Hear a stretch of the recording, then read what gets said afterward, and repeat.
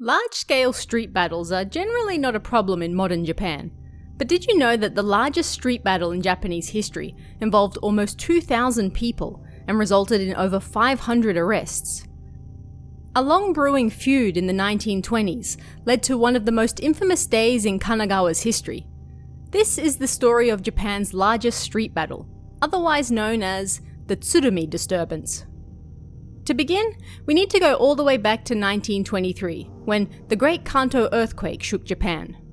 This 7.9 magnitude earthquake was devastating, lasting an estimated 4 to 10 minutes, and was soon followed by tsunamis, firestorms, and even a fire tornado. It's believed over 140,000 people died, and over half the homes in the Tokyo and Yokohama areas were destroyed. The devastation was so massive that the government even considered moving the capital, although in the end it was decided to remain and rebuild. As a result, most of the factories in the Tokyo area were also destroyed, and there was a rush to move and rebuild them in a close but safer area instead, such as Kanagawa. Around this same time, a man by the name of Matsunaga Yasuzaemon, just shy of 50 at the time and then vice president of Toho Electric Power Company, started buying up other electric companies around the capital and established the Tokyo Electric Power Company, not to be confused with the separate company of the same name today. This company supplied power to much of Tokyo's south, as well as the Yokohama regions, and it became quite prosperous. At the same time, the Tokyo Electric Light Company was also expanding, and inevitably, the two companies came into conflict. It was the start of what came to be known as the Electric Power War. Without getting into the nitty-gritty of it all, there were numerous power companies all over the country at the time, attempting to expand their influence and thus bring in more customers. More customers, naturally, would mean more money. Whoever could build the most stations and get the most people hooked up would laugh all the way to the bank with the profits. And nobody wanted to lose or give up their precious profits. In 1925, Matsunaga's Tokyo Electric Power Company started construction of a thermal power station in Shiraishi, Kawasaki City, Kanagawa. Shiraishi was a lonely little town facing Tokyo Bay at the time, and the location for the power station was a piece of landlocked reclaimed land surrounded by canals. Numerous construction companies bid on the lucrative project, and two were chosen. The first, Hazuma Corporation, was selected to build the foundation. The second, Shimizu Corporation, would construct the building where the generators would be placed. Such a division of labour wasn't especially rare, and once Hazuma was done with the foundations, they were supposed to move on and let Shimizu handle the rest. This wasn't what happened, however, and subcontractors from Hazuma occupied the site and dumped the Shimizu surveying shed into Tokyo Bay. Naturally, this delayed construction and painted a bad image of Shimizu. Other companies had no idea that Hazuma was behind the sabotage, and Shimizu was thus at threat of losing future contracts and being driven out of the business. As was common back around this time period, things in the construction world were rather complex and often shady. There were rumours that this whole thing had been organised by a man by the name of Nakara Mineshiro, who happened to work for the Kawasaki Miyahide-gumi. But who were the Miyahide-gumi, and why did they care about sabotaging the Shimizu? The Miyahide-gumi were run by Kanai Hidejiro, and they were involved in civil engineering. They were considered to be somewhat of a secret, behind-the-scenes power in the construction world at the time. Many of these gumis that moved into construction were a result of the massive crackdown on gamblers in the late 1800s. One such powerful former gambler was Horii Kenkichi, and it was Kanai who inherited his legacy after death. In just a few short years, Kanai became one of the most prominent kingpins in the Kanto region. This was largely thanks to the booming construction industry in Tokyo and Yokohama at the time, and Nakada's efforts, one of his close subordinates in the Miyahide-gumi. Nakada himself was a junior high school graduate, rare at the time, and thus considered an intelligent and capable man by all who knew him. He went to school with a man by the name of Kotani Kiyoshi, who just happened to be the board chairman of the Hazama Corporation.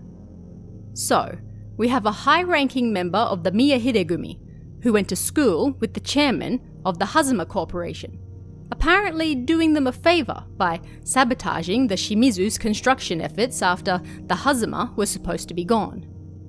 At first glance, it appears to be a rather simple case of the Hazama trying to bully a competitor out of the field with some underhanded tactics. The Shimizu attempted to negotiate with Nakada through a subcontractor by the name of Aoyama Yoshizo, a construction worker from Ikebukuro and head of his own Aoyama Gumi. Aoyama's brother-in-law, Miyokichi, had an office in Tsurumi Ward, Kanagawa. This location is very important, so keep it in mind. Aoyama attended a meeting with both his brother and Nakada, but as it turned out, Aoyama's brother-in-law and Nakada were also sworn brothers. The construction world was a very small place, apparently. Through negotiations, Miyokichi suggested that his brother urged the Shimizu to leave the worksite, but Nakada wished to destroy them completely. Nakada continued disrupting matters at the worksite, so Aoyama then set up a four-way meeting with the Shimizu, Hazama, Miyahide, and his own Gumi, all the important players in this little skirmish over a power station's construction. Nakada, being the shrewd man he was, suggested working in collaboration with the Aoyama. Everyone just wanted this mess to be over with, so all parties agreed. But when Nakada sent in the contract estimate costs to the Shimizu immediately after, the prices were outrageously high. He knew they would refuse to accept the contract, and once again, matters would stagnate, making them look like the bad guys for refusing to agree once again. Tired of being pushed around, Aoyama decided that it was his duty to stick by his prime contractors, the Shimizu, and began discussions with the Shimizu plant manager about a date to begin work. At the same time, outside parties were watching the conflict with great interest.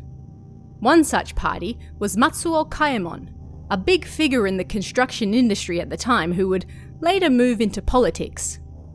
At first, he considered being an arbitrator to the conflict resolution discussions himself, but figuring that Nakada wouldn't change his mind, decided to align with Aoyama instead to take down the Miyahide Gumi. He had been subject to their violence himself in the past, so this opportunity was too good to pass up. The Aoyama Gumi weren't very large or experienced, but what they lacked in numbers, they made up for in spirit. They feared that if they didn't take down the Miyahide Gumi, not only would they lose the Shimizu's trust, but the Gumi itself would be forfeit. But with Matsuo's men also on their side, the impending fight would be a little more even. Because that was where this conflict was heading, and there was no other way out of it. With so many shady Gumis involved, there was no other way it could end other than in an all-out battle. Not just for supremacy of the power station site, but for all future contracts as well.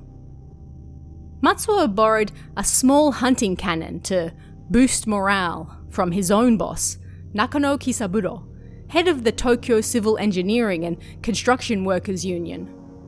Nakano himself was in charge of 1,000 men, and Matsuo had numerous acquaintances in the Kansai region, so he figured he would ask all of them for help. In particular, he requested help from the rather large Dankumakai in the west, and they agreed. While all this was going on, the Miyahide didn't just sit back and let it happen. They also gathered allies and accomplices from the Kanagawa and Yokohama regions.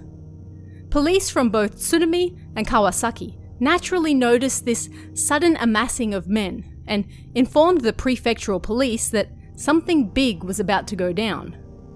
The prefectural police requested that the officers in both cities do something about it, such as confiscating any dangerous weapons at the very least. But nothing was done. The Aoyama Gumi wished to carry out the groundbreaking ceremony of the power station on December 20th, 1925. But, after receiving requests from all sides, Tokyo Electric Power Company decided to delay matters. Then, on December 21st, the following day, the Nakamura Gumi, who happened to be in Yokohama at the time, decided to join forces with the Aoyama and Matsuo forces, and took a taxi to Tsurumi. They went past Tsurumi Station, took a right, then crossed Shiomi Bridge. Now, if they had turned left shortly thereafter, they would have found the Matsuo forces, but they didn't. Fate conspired against them, and the Nakamura men kept going straight, and before long, the men actually ended up at the Miyahide Gumi's office. When they got out of the taxi, they were immediately attacked, and one man killed. This was the spark necessary to kick off the brewing battle, and once news reached the Aoyama and Matsuo men, they started to make their way over to the Miyahide office. They didn't quite make it, however, because they ran into the Miyahide forces on the way. Roughly 2,000 men battled it out in the city streets. Nobody knows for sure just how many because there were just so many men. But it's believed that the Aoyama and Matsuo forces actually outnumbered the Miyahide. The street battle raged for 6.5 hours, starting at 3 p.m. and ending around 9:30 p.m. that night. Police were not equipped nor had the numbers to deal with 2,000 men fighting with whatever weapons they had on hand, so they merely watched and attempted to keep people out of the way whilst the various organizations tried to wipe each other out. The fight didn't end until the Aoyama and Matsuo forces stormed the Miyahide office, destroying it and stealing their sign. Once the fighting was over, police swarmed in and arrested over 500 men. Naturally, many of those involved in the battle fled, but they were soon put on wanted lists to pick up later. The police had been watching them for 6 hours, after all. After this momentous battle, bigger players in the construction industry wished to have all sides reconcile and move forward in a civil manner. But considering that many of the ringleaders were in jail or on wanted lists, this was a little hard to carry out. In the end, a ceremony was held with representatives present for those unable to attend due to their arrests. One of these men was Nakano from the Tokyo Civil Engineering and Construction Workers Union, the same man that had lent his hunting cannon to Matsuo. The ringleaders of the battle all went to trial, including Nakada, Aoyama's brother-in-law, and Matsuo. All were found guilty of the crime of rioting and sentenced to prison. Nakada was the first to be imprisoned, but the other men appealed and, surprisingly, were later found innocent and released. In the end, perhaps in a twisted and ironic form of justice, Nakada was the only man punished for the nearly 2,000 men large street battle that he was ultimately the source of. After the largest street battle in Japan's history, many of the players involved not only continued in their line of work, they went on to become some of the biggest names in the industry, and many of their organizations and descendants are still around today. After being found innocent at appeal, Matsuo went on to become one of the biggest names in construction in the Kanagawa area, largely thanks to the support of Nakano. He also joined the House of Peers thanks to his large tax payments, and was later awarded with the Order of the Rising Sun, thanks to his many years of service in construction. He continued to live a rather turbulent life, however, with many enemies, and then died in 1965, at the age of 74. As for Aoyama, the man who tried to mediate but then got dragged into a massive war he feared would wipe his gumi out, he ended up bankrupt thanks to his trial costs and retired in his 40s. His gumi lived on, but without him. He spent the rest of his life known as the General of the Massive Street Fight, or even as the modern Banzuyin, a man from the Edo period famous for fighting against injustices and protecting commoners from the abuses of the samurai nobles. He was, apparently, never comfortable with these titles. And that is the story of the Tsurumi disturbance, the largest street battle in Japanese history that ended up involving numerous gumis vying to kill each other over something that started as a simple construction dispute. But what do you guys think of this one? Let me know in the comments below, and I'll see you again next time.